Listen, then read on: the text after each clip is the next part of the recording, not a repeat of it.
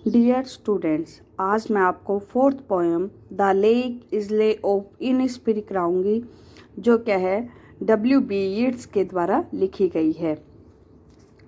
इसमें क्या है, यीट्स का जन्म आयरलैंड में हुआ है और उसका ज़्यादातर बचपन सिल्गो में बिताया, जो आयरलैंड के पास एक समुद्री बंदरगाह है।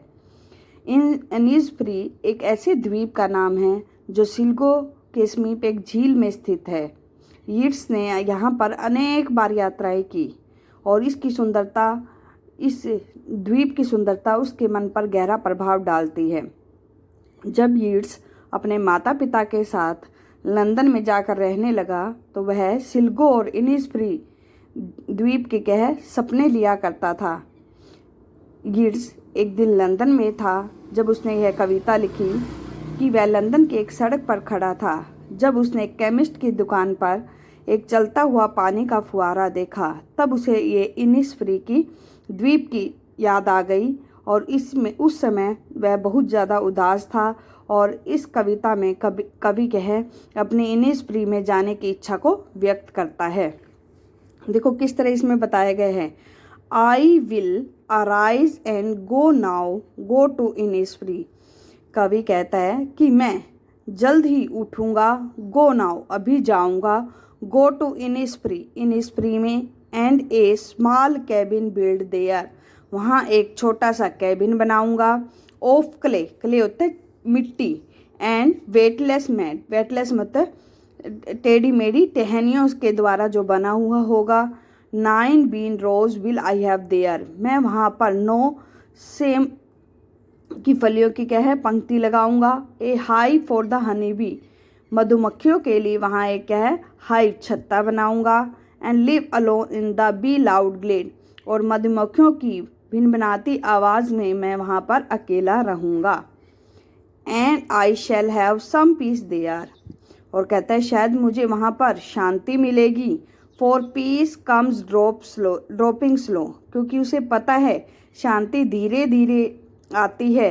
Dropping from the veils of morning, सुबह के आंचल से गिरती हुई। वेयर द क्रिकेट सिंग्स, जहाँ पर झिंगुर गाते हैं। वो कहता है कि शांति सुबह के आंचल से गिरती हुई धीरे धीरे नीचे आएगी। वेयर द क्रिकेट सिंग्स, जहाँ पर झिंगुर गाते हैं।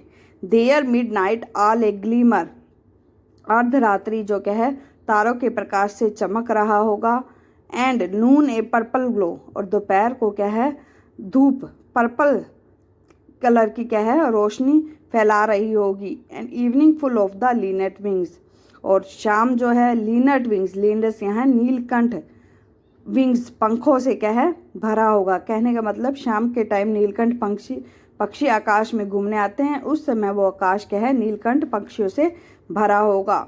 आई will arise and go now, कि मैं वहाँ उठूँगा और जाऊँगा। For always night and day, दिन और रात वहाँ पर देखूँगा। I hear the lake water, झील के पानी को।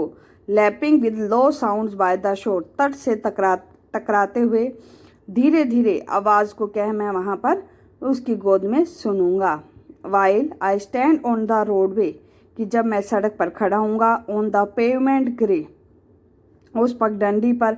आई hear it deep heart's core, उसे दिल से मैं वहाँ सड़क के किनारे उठकर उस मधुर आवाज़ को सुनकर आनंदित हो रहा होगा।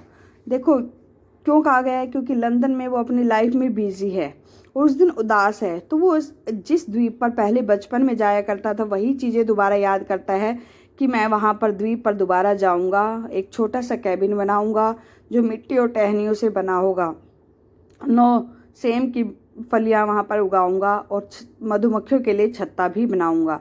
Live alone in bee loud glade, और उस मधुमक्खियों की भिनभिनाती आवाज़ में वहाँ अकेला रहूँगा। उस बात कहते हैं कि हाँ मुझे वहाँ शांति मिलेगी, क्योंकि शांति धीरे धीरे सुबह के आंचल से गिरती हुई मेरे पास आएगी। वेयर द क्रिकेट सिंग, जहाँ पर झिंगुर गाते हैं। There midnight all A glimmer, अर्धरात्रि को आकाश तारों से भरा होगा। नून ए पर्पल ग्लो, और दोपहर में बैगनी कलर की रोशनी अपना प्रकाश बिखेर रही होगी।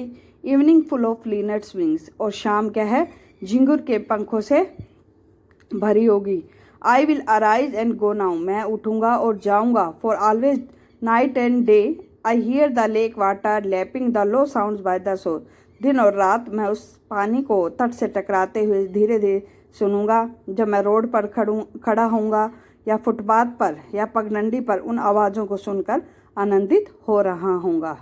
तो इस तरह आप इनेज प्री की अपनी इच्छा को उसने इस गीत के जरिए, यानी ये पोएम क्या है, गीत, इस गीत के जरिए व्यक्त किया है। Thank you. Please like and subscribe.